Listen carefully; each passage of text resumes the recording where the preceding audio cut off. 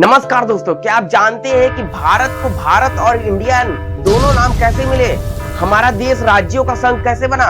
आज हम संविधान के सबसे पहले 4 अनुच्छेद बहुत ही आसान भाषा में समझेंगे और वीडियो को अंत तक जरूर देखना।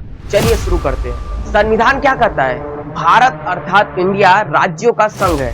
राज्य और उनके राज्य क्षेत्र जो पहले अनुसूची में दिए गए, आसान भाषा में समझते हैं तो हमारे देश के 2 ऑफिशियल नाम है, एक है भारत और एक है इंडिया।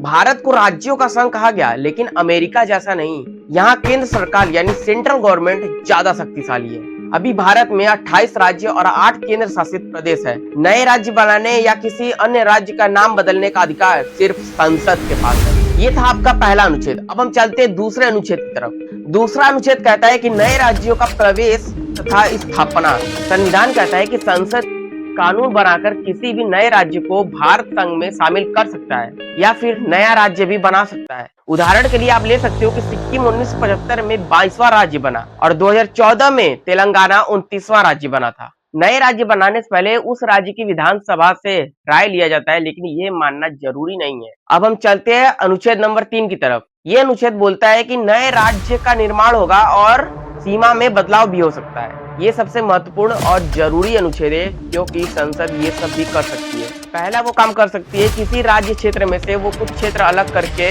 एक राज्य भी बना सकती है, और दूसरा काम कर सकती है 2 या 2 से अधिक राज्यों को मिलाकर एक नया राज्य भी बना सकती है, और तीसरा काम है कि किसी भी राज्य का वो क्षेत्रफल बढ़ा भी सकता है और घटा भी सकती है, और चौथा काम क्या कर रहा है, किसी राज्य की सीमा या नाम में बदलाव भी कर सकता है। शर्त यहाँ पर एक है कि राष्ट्रपति उस राज्य की विधानसभा से राय मांगेगा, लेकिन ये राय मानना उसके लिए जरूरी नहीं है, क्योंकि कानून जो है वो संसद में बनता है। आखिर फैसला तो संसद में होगा।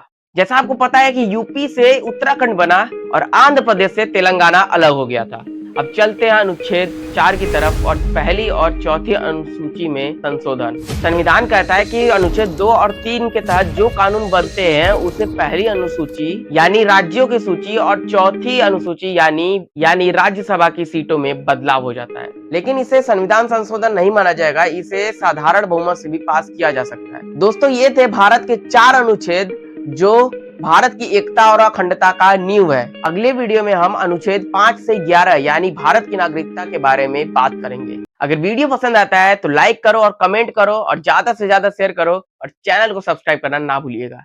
जय हिंद।